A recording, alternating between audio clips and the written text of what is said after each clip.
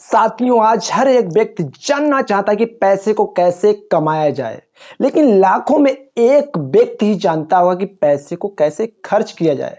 आप लाख तरीके सीख लीजिए पैसे कमाने के, जब तक आपको नहीं पता कि पैसे कैसे खर्च किए जाएं, तब तक आप रुपए को नहीं बचा सकते। जैसे बाल्टी में नीचे छेद कर दिया जाए और ऊपर से आप बाल्टी में कितना भी पानी भरो, वो बाल्टी में पानी नहीं रुक सकता। वैसे ही आप जिंदगी में कितना भी पैसा कमा लो, अगर आपको सही तरीके से नहीं पता है कैसे पैसे को खर्च किया जाए, तो आपके पास पैसा बिल्कुल नहीं रुकने वाला है। आज के वीडियो में जानते हैं कि पैसे को कैसे खर्च किया जाए, अपनी कार कब खरीदनी चाहिए, ऐसी कौन सी बुरी आदत है जिसको छोड़कर आप करोड़पति बन सकते हैं, ऐसे कौन से खर्चे हैं जो व्यक्ति को कभी नहीं करने चाहिए, ऐसे कौन से खर्चे हैं जो व्यक्ति को उन खर्चों में कभी भी कंजूसी नहीं करनी चाहिए। नमस्कार दोस्तों, मेरा नाम प्रदीप कुमार राठौर, मैं एक मोटिवेशन स्पीकर, एक बिजनेस कोच और आप लोगों के बीच में ऐसे ही वीडियो लाता रहता हूं जिससे आप अपने पैसे को कैसे ज्यादा से ज्यादा सेव कर सकते हैं और बचत कर सकते हैं। पैसों को लेकर पहली सीख, पैसों को हमेशा तराजू में तोल कर ही खर्च करें। आप कोई वस्तु लेना चाहते हैं, उस वस्तु की कीमत 5,000 रुपए है, तो आप पहले ये तोल लें, क्या मैं इस वस्तु को लेने जा रहा हूं, क्या इसके लिए मेरे लिए इंपॉर्टेंट है। यदि आप महीने में 20,000 रुपए कमाते हैं और 26 दिन काम करते हैं, 8 घंटे काम करते हैं, तो इन हिसाब से आपका प्रति घंटे लगभग 96 रुपए पड़ता है। तो आप ये अब मान के चलिए कि आपने काफी हार्ड मेहनत की है और 52 घंटे आपने कड़ी मेहनत की है, तब जाके आपको 5,000 रुपए मिल पाए हैं। और 6.5 दिन आपने मेहनत की, तब जाके आपके पास 5,000 रुपए बन पाए। ये आप अब समझ लीजिए, क्या मेरे लिए वो 5,000 रुपए की चीज लेना इंपॉर्टेंट है। यदि आपके लिए वो 5,000 रुपए की चीज लेना इंपॉर्टेंट है, तो उस चीज को ले लीजिए। इंपॉर्टेंट नहीं है तो उस वस्तु को आप ना लीजिए, तभी बेहतर होगा। आप उस वस्तु को पहले तोल लें, सही तरीके से तराजू में तोल लें। आप ये देख लीजिए कि आपने जो 5,000 रुपए की वस्तु लेने जा रहे हैं, क्या वो सही है, उचित है, आपके लिए जरूरी है, तो आप उसको अवश्य लें। जरूरी नहीं तो उसको तुरंत वहीं पे छोड़ दीजिए। पैसों को लेकर दूसरी बहुत बड़ी सीख, लोग जब भी मार्केट में सामान खरीदने के लिए जाते हैं तो बिना ऐसे ही लिस्ट बनाए मार्केट में चले जाते हैं, मुंह उठाए और चल दिए मार्केट के लिए सामान खरीदने के लिए। दोस्तों, जब भी आप मार्केट में जाएं तो लिस्ट बनाकर ही मार्केट में सामान खरीदने जाएं। इससे दोस्तों आपको यह फायदा होता है, जो आपके लिए अनिवार्य चीजें हैं आप उन्हीं को खरीद कर लाते हैं, जो आपके लिए जरूरी नहीं आप उन चीजों को नहीं खरीद के लाते हैं। जब आप लिस्ट बना के नहीं जाते तो आप उन चीजों को भी ले आते हैं जो आपके लिए जरूरी नहीं है। ऐसी गलती कभी ना करना। जब भी आप खरीदने जाएं सामान तो लिस्ट बनाकर ही जाएं, और जब भी जाएं तो हो सके आप अकेले जाने की ही मार्केट कोशिश करें। जब आपके साथ आपके बच्चे और आपकी वाइफ जाती है तो वाइफ कहती है, ओ जी सुनते हो, ये भी चीजें ले लें क्या। बच्चे कहते मेरे प्यारे पापा ये भी चीज ले लें, वो भी आप फालतू की चीज डाल लेते हैं, वो आपके लिए जरूरी नहीं होती हैं। जब भी मार्केट जाएं तो हो सके खाली पेट जाने की कोशिश ना करें। जब आप खाली पेट जाएंगे तो हल्दीराम वाले भैया आपको नान काई का 100 रुपए का आइटम खिला देंगे और आप मार्केट में चीज खरीदने के लिए खा के चले आए। तो इस तरीके से हो सके तो खाली पेट ना जाएं, खा के ही जाएं। और दूसरी बात, जब भी आप मार्केट जाएं तो आप 1 तारीख की बजाय आप 25-26 तारीख को चीजों को खरीदने की कोशिश कीजिए, क्योंकि जब आपके पास महीने में सैलरी आती है तो आपके पैसे तो ऑटोमेटिक उछाल मारते रहते हैं, उबाल मारते रहते हैं, कूदते रहते हैं, तो आप वो चीजें भी ले लेते हैं जो जरूरी नहीं है। आप पहले रुपए को सेव कीजिए, उसके बाद में खर्च कीजिए। रुपए बचाने का सही तरीका यही है, पहले आप रुपए को बचाइए फिर खर्च कीजिए। जब आप पहले रुपए को खर्च करते हैं, जब आपके पास ज्यादा पैसा होता है, तब आप नहीं बचा पाते। और बहुत सारे लोग यही करते हैं, पहले रुपए को खर्च करते हैं फिर बचाते हैं, फिर बाद में कहते हैं कि दोस्तों मेरे पास तो रुपए ही नहीं बचते, मेरे ऊपर शुक्र शनिचर चल रहे हैं, मेरे पास रुपए ही नहीं रुकते। इसीलिए रुपए नहीं रुकते क्योंकि आप रुपए को सेव करना नहीं जानते हैं। मार्केट जब भी जाए तो एक टाइम फिक्स करके ही जाएं। आप कोई टाइम फिक्स करके जाते हैं तो आप उस समय के अंदर चीजों को खरीद के ले आते हैं। और आपने कोई टाइम फिक्स नहीं किया, आप 2 घंटे 3 घंटे 4 घंटे मार्केट में टहलते रहे तो आप उन चीजों को भी खरीद लेते हैं जो आपके लिए जरूरी नहीं, जो आपके लिए इंपॉर्टेंट नहीं है। जितना ज्यादा आप मार्केट में घूमेंगे उतने ही फालतू की चीजें आप खरीद के लाएंगे। दोस्तों, जब आपके पास 100 रुपए हो चाहे 1 लाख रुपए हो, आपके खर्च करने का तरीका सही नहीं है तो आपके पास चाहे कितना भी रुपए हो, सारा का सारा रुपए यूं ही खर्च हो जाता है और आप बहुत जल्दी आर्थिक भूखी तंगी से जूझना शुरू कर देते हैं। क्योंकि चाहे कोई भी देश हो, चाहे कोई भी व्यक्ति हो, जिसके पास रुपए को मैनेज करने की कला नहीं होती है, वो व्यक्ति के पास कभी भी रुपए नहीं टिकता है। दुनिया में ऐसे भी लोग हैं जो अपना खुद का प्राइवेट जेट खरीद सकते हैं, लेकिन फिर भी वो इकोनॉमी में यात्रा करते हैं और वो ऐसी चीजों को नहीं खरीदते हैं जो उनके लिए जरूरी नहीं है। और ऐसी 3 चीजें हैं जिनके ऊपर कभी भी आप कम खर्चा ना करें, कभी भी आप कंजूसी ना करें। Health, education, food. आप ऐसा कुछ भी ना खाएं जिससे आपके शरीर को नुकसान पहुंचे और जिससे आपकी सेहत खराब हो। इससे जैसे ही आपकी सेहत खराब हुई और आप भारी बिल मेडिकल लाइन से गुजर सकते हैं, तो ऐसा कुछ भी ना खाएं जिससे आपके शरीर की हेल्थ खराब हो। और एजुकेशन, एजुकेशन हम सभी लोगों के लिए बहुत ज्यादा इंपॉर्टेंट है, क्योंकि हम लोग अज्ञानी रह गए तो बहुत ज्यादा बेकार है। कहा गया कि सबसे ज्यादा इन्वेस्ट करने वाली कोई चीज है तो आप अपने माइंड के ऊपर इन्वेस्ट कीजिए, उसका कंपाउंडिंग बहुत अच्छा मिलता है। हेल्थ, एजुकेशन और फूड के ऊपर व्यक्ति कंजूसी करता है तो फ्यूचर में उन्हें भारी नुकसान उठाना पड़ जाता है। सस्ती चीजें कभी भी ना खरीद के लाएं, वो आपके लिए अनावश्यक ही चीजें होती हैं। आप सस्ता जान के चीजों को ले आते हैं, वो फालतू की चीजें होती हैं। 1 रुपए आपकी जरूरत की कोई चीज नहीं है तो उसके लिए आपको 1 रुपए भी खर्च करना वो आपके लिए महंगा होता है। और तीसरी सबसे इंपॉर्टेंट सीखते हैं लीगल तरीके से आप कैसे टैक्स बचा सकते हैं। टैक्स हमारे जीवन का सबसे बड़ा खर्चा होता है। आप सीए या एडवोकेट से राय ले सकते हैं कि आप टैक्स को कैसे बचत कर सकते हैं। इसके लिए आप टैक्स प्लानिंग भी बना सकते हैं। इसके लिए गवर्नमेंट आपको टैक्स प्लानिंग बचत करने की प्लानिंग भी बता। इनकम टैक्स में एक्ट सी के अंतर्गत आपको टैक्स बचत के बारे में बताया जाता है। ऐसे हम सभी लोगों को इंश्योरेंस जरूर कराना चाहिए, लाइफ इंश्योरेंस जरूर कराना चाहिए, लेकिन लोग मजाक ही मजाक में अपने छोटे बच्चों का इंश्योरेंस करा देते हैं। वो बेकार ही इंश्योरेंस होता है। कभी भी आप मनी बैक इंश्योरेंस कराने की कोशिश ना कीजिए, क्योंकि वो सही नहीं होता है। भी आप इंश्योरेंस कराएं तो लॉन्ग टर्म इंश्योरेंस ही कराएं, उसमें कभी भी आपको मनी बैक नहीं मिलता।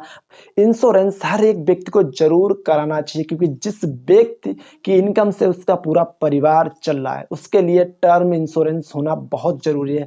पॉलिसी बाजार पर आप जाएं और उस पर आप देखें कि 473 500 रुपए में आपको बहुत अच्छे अच्छे 1 करोड़ रुपए तक के टर्म इंश्योरेंस मिल जाएंगे। उस इंश्योरेंस को कराना जरूरी है। और आपकी इनकम का 10% से कम इंश्योरेंस नहीं होना चाहिए। चौथी सबसे इंपॉर्टेंट बात, आप अपनी कार कब खरीदें। लोगों को समझ में नहीं आता कि अपनी वो गाड़ी कब, अपनी कार कब खरीदें। पड़ोसी ने ले ली है तो मैं भी अपनी कार ले लूं, सुरेश ने ले ली है तो मैं भी अपनी कार ले लूं, श्याम ने अपनी गाड़ी ले ली है तो मैं भी अपनी कार ले लूं। देखा देखी में लोग अपनी कार खरीद लेते हैं, ये नहीं पता कि उनकी आमदनी कितनी है और कितना उनका खर्च है। ये जरूर दोस्तों, इसका रेशियो जरूर हमेशा लगा के चलें। जब भी आपको गाड़ी लेनी है तो सबसे पहले आप 20:4:10 का फार्मूला जरूर आजमाइए, आपके लिए बहुत ज्यादा यूजफुल होगा। सबसे पहले आप जब भी कोई गाड़ी लेने चाहते हैं तो आप डाउन पेमेंट 20% अवश्य दें।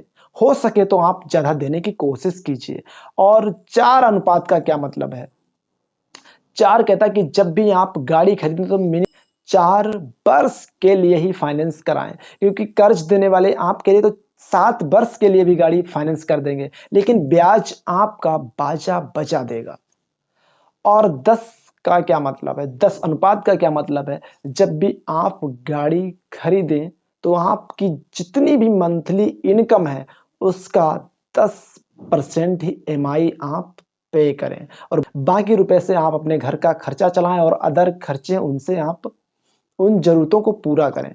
जब आप ईएमआई की किस्त 10% से ज़्यादा की बाँध देते हैं तो आपके खर्चे जो अन्य हैं उसमें आपको बहुत ज़्यादा दिक्कतें आती हैं। गाड़ी खरीदने का दूसरा नियम क्या कहता है? यदि आप गाड़ी लेना चाहते हैं, यदि आप कार लेना चाहते हैं तो आपकी जितनी एनुअल पूरे वर्ष की इनकम है उसका 50% इनकम का 50% ही रुपए खर्च करके ही गाड़ी लें। कभी भी आप 50% से ऊपर रुपए की गाड़ी ना खरीदें। यदि आपकी एनुअल इनकम पूरे साल की इनकम 20 लाख रुपए तो आप 10 लाख रुपए की ही गाड़ी लेने की कोशिश कीजिए। कुछ भी हो जाए आप इससे ऊपर की गाड़ी ना खरीदें तो आपके लिए अच्छा होगा और आप ज्यादा चीजों को सही से मैनेज कर पाएंगे और आपके सामने भविष्य में कभी भी दिक्कतें नहीं खड़ी होंगी। पांचवी सबसे इंपॉर्टेंट चीज सीखने वाली, एक ऐसी गंदी आदत छोड़कर आप करोड़पति बन सकते हैं। आप हर दिन शराब, गुटखा, सिगरेट पीते हैं, लगभग 110 रुपए ही खर्च प्रत्येक दिन कर देते हैं और इस गंदी आदत को छोड़कर आप करोड़पति बन सकते हैं। जी हां, सही सुना, आप करोड़पति बन सकते हैं। 40 साल तक आप इस रुपए को कंपाउंडिंग में छोड़ दें और सिर्फ 10 रुपए ब्याज की दर से, तब भी जाके आपका 40 वर्ष में 2,14,00,000 रुपए बन जाता है। दोस्तों आपको एक्सेल सीट पे लेके चलते हैं और आपका ही रुपए आपके सामने देखिए कितनी तेजी से ग्रो कर रहा है। आपने साल में 40,000 रुपए बचाए। जैसा कि दोस्तों एक्सेल सीट आप देख रहे हैं, आपने हर महीने 3300 रुपए बचाए, जिससे प्रत्येक दिन आपको दारू, गुटखा, शराब नहीं पीने, तो प्रत्येक दिन आपने लगभग 110 रुपए बचा के रखे। साल में लगभग आपका 40,000 रुपए बच जाता है। इस रुपए को आपने किसी बैंक में डाल दिया। 41वें साल में कितना बड़ा पूंजी बन के तैयार हो जाता है। 2,14,65,479 रुपए दोस्तों आपका हो जाता है। इसी तरीके से आप जब लगातार रुपए को जोड़ते रहते हैं तो आपका 34वां साल आता तो उस वक्त आपके 1 करोड़ रुपए हो जाते हैं और देखते ही देखते आपके 41वें साल में 2,14,00,000 रुपए हो जाते हैं। दोस्तों हाँ, ये सच है, ये आपके ही रुपए हैं और आपके सामने ही कैसे ये इतनी बड़ी मोटी रकम बन गई, आपके सामने इतनी मोटी पूंजी बन गई। ये आपने ही अपने रुपए जोड़ के इतने बनाए। अमीर बनना, करोड़पति बनना दोस्तों बहुत सरल तरीका है, लेकिन दोस्तों लोगों के अंदर पैसेंस नहीं होता, धैर्य नहीं होता। लोग कहते हैं कैसे बन पाए, क्या है ये बात हुई कि आम के आम और गुठलियों के भी दाम। सेहत तो आपकी अच्छी रही और उसके साथ में आपकी पूंजी भी जुड़ती गई। आपको प्रत्येक दिन आपने गुटखा, शराब जो भी पिया खाया उससे आपने 110 रुपए प्रत्येक दिन बचाया और महीने में आपको 3,300 रुपए लगभग हुए। इस हिसाब से आपके साल के 40,000 रुपए करीब लगभग हो जाते हैं। आप इनको बचा के रुपए बहुत ज्यादा बना सकते हैं। किसी भी बैंक में जाके आप इसको कंपाउंडिंग के लिए छोड़ डाल सकते हैं और आपको एनुअल 10% ब्याज ही मिलेगा उस पर ही, इससे ज्यादा भी कहीं कहीं मिल जाता है। जैसे आप शेयर में मार्केट में लगाते तो इससे कई गुना ज्यादा आपको ब्याज मिलता है, तो इससे और कई गुना ज्यादा आपकी रकम हो सकती है। छठा सबसे अच्छा नियम, कर्ज का नियम। गरीब और गरीब होते जा रहे हैं, अमीर और अमीर होते जा रहे हैं। गरीब और अमीर में यही बहुत बड़ा फर्क होता है कि कर्ज कब लेना चाहिए, क्या सही तरीका है। अमीर इंसान हमेशा कर्ज अपने बिजनेस ग्रो करने के लिए लेता है और गरीब इंसान हमेशा कर्ज खर्च करने के लिए लेता है। अमीर इंसान हमेशा रुपयों को कल के लिए बचा के रखता है, फ्यूचर के लिए बचा के रखता है, जबकि गरीब इंसान कल के लिए नहीं, आज ही खर्च करने की कोशिश करता रहता है। कर्ज में सबसे कोई खराब चीज है तो वो क्रेडिट कार्ड, उधार की जिंदगी। आज के समय में लोग ज्यादा से ज्यादा क्रेडिट कार्ड बनवा रहे हैं और क्रेडिट कार्ड से लोग ज्यादा से ज्यादा उधार की जिंदगी जी रहे हैं। वो प्रेजेंट में देखते हैं और फ्यूचर में उसका फिर चुकता करना पड़ता, तो भारी मोटी रकम से ब्याज को चुकाना पड़ जाता है। जब भी आप कर्ज लें तो अच्छी चीजों के लिए ही खर्च लें। आप मकान के लिए कर्ज लेते तो अच्छी बात है, यदि आप लहंगे, शादी के लहंगे के लिए कर्ज लेते हैं तो ये बेकार कर्ज है। जैसे आपने मकान बनाने के लिए कर्ज लिया और आपने कर्ज ले लिया 10 लाख रुपए और उससे आपने 5 दुकानें बनवाई, 5 दुकान आपने बनवा के तैयार की, फिर उस पे आपको महीने में 15,000 रुपए रेंट आपको मिलना शुरू हो गया। 10 लाख पे आपका जो एनुअल पूरे साल का ब्याज जाता है वो 8% के हिसाब से जाता है, तो आपका कुल मिला के 1 साल का 80,000 रुपए ब्याज बनता है। और जो आपने मकान किराए पे दिया, जो कमरे आपने किराए पे दिए हैं, उससे आपको 15,000 रुपए महीना मिलता है, तो पूरे साल का आपका 1,80,000 रुपए बना। तो आप 80,000 रुपए ब्याज कर्ज को चुकता कीजिए जहां से आपने कर्ज लिया और 1,00,000 रुपए की आपकी बचत हो गई। तो ऐसा जब भी आप कर्ज लें तो जरूर लें और इससे आप अपने रुपए को बचाएं। लेकिन बहुत सारे लोग सिंगापुर जाने के लिए लोग कर्ज लेते हैं, घूमने के लिए कर्ज लेते हैं, इंटरटेनमेंट के लिए लोग कर्ज लेते हैं, लहंगा के लिए कर्ज लेते हैं, मोबाइल के लिए लोग कर्ज लेते हैं। ऐसा कोई भी कर्ज ना लें जो आने वाले समय में चीजें समय के साथ घटती चली जाती हैं। ऐसा कोई भी कर्ज ना लें जिससे आप भारी भविष्य में नुकसान उठा पाएं। क्यों आप अपनी जिंदगी को भारी नुकसान से भरते जा रहे हैं? क्यों आप भविष्य को गिरमी डालते जा रहे हैं क्रेडिट कार्ड से? क्रेडिट कार्ड को सही यूज करें, सही बिजनेस में लगाएं तो ठीक है, बाकी तो क्रेडिट कार्ड सबसे बेकार कर्ज है। 7वां सबसे इंपॉर्टेंट रूल, सान झाड़ना बंद कर दीजिए। मनुष्य एक सान झाड़ने वाला प्राणी, उसके डीएनए में सान झाड़ना भरा होता है।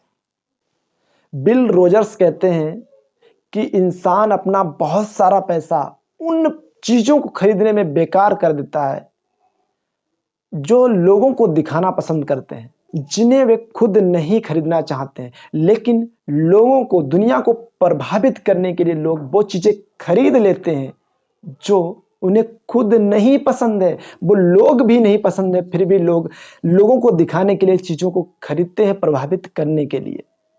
तो ऐसा आप कुछ भी ना करें, सान ऐसी कुछ भी ना झाड़ें, आपको और आपके पैसों को भारी नुकसान हो जाए। हमेशा अपने पैसों को लेकर सान झाड़ता रहता, अपने घर को लेकर सान झाड़ता रहता है, अपने बिजनेस को लेकर, अपनी सफलता को लेकर, इन चीजों के पीछे, सान के पीछे आप कभी ना भागे। जो अमीर इंसान होता है वो दिखता नहीं होता है। अमीर बनना जरूरी है, दिखना जरूरी नहीं होता है। और अमीर इंसान किसी को भी इंप्रेस करने की ज्यादा कोशिश नहीं करते हैं, लेकिन गरीब इंसान हमेशा लोगों को इंप्रेस करने की कोशिश करते रहते हैं।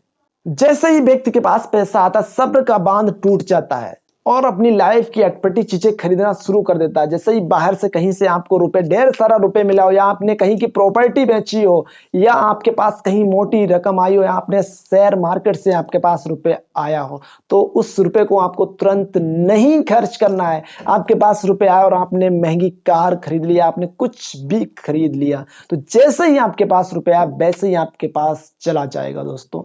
तो हमेशा इस पैसे को रोकने की कोशिश कीजिए, इस रुपए को किसी बिजनेस ग्रो करने में लगा दीजिए, इस रुपए को फिर कहीं एफडी में फिक्स कर दीजिए, इस रुपए को सेव कर लीजिए, तभी बेहतर होगा। नहीं तो जैसे ही रुपए आता है वो उछाल मारना शुरू कर देता है। और दुनिया में 80% ऐसे लोग हैं जिनके पास रुपए आया और उन्होंने रुपए को सेव नहीं कर पाया, रुपए फिर उनके पास से चला गया। कौन बनेगा करोड़पति में? ऐसे बहुत सारे लोग करोड़पति बने और देखते देखते वो फिर कंगाल हो गए। ये आपको बहुत तरीके से, अच्छी तरीके से समझ कर रखना है कि रुपए को मैनेज करना सीखिए, बहुत बहुत जरूरी है दोस्तों। व्यक्ति के पास जैसे ही पैसा आता है व्यक्ति उबलना शुरू कर देता है, उसके अंदर बहुत ज्यादा ईगो, अहंकार आ जाता है और वो पैसे को नहीं रोक पाता है, और जैसे ही पैसा आया वैसे ही अचानक फिर चला जाता है। तो दोस्तों, मैं एक बार नहीं बार बार हर वीडियो में कहता हूं कि अपने पैसे को आपको मैनेज करना सीखिए, मैनेज करना सीखिए, मैनेज करना सीखिए। दोस्तों, आप मेरे चैनल को लाइक शेयर सब्सक्राइब जरूर, कमेंट बॉक्स में कमेंट करके जरूर बताएं कि इन 7 नियम में से आपको कौन सा नियम अच्छा लगा। कमेंट बॉक्स में कमेंट जरूर करें, और अपने दोस्तों को वीडियो शेयर जरूर करें, क्योंकि आपके दोस्त भी बहुत ज्यादा फ्यूल के खर्च करते रहते हैं। इन फ्यूल के खर्च से वो अवश्य बच सकें। थैंक यू सो मच दोस्तों, वॉचिंग फॉर वीडियो।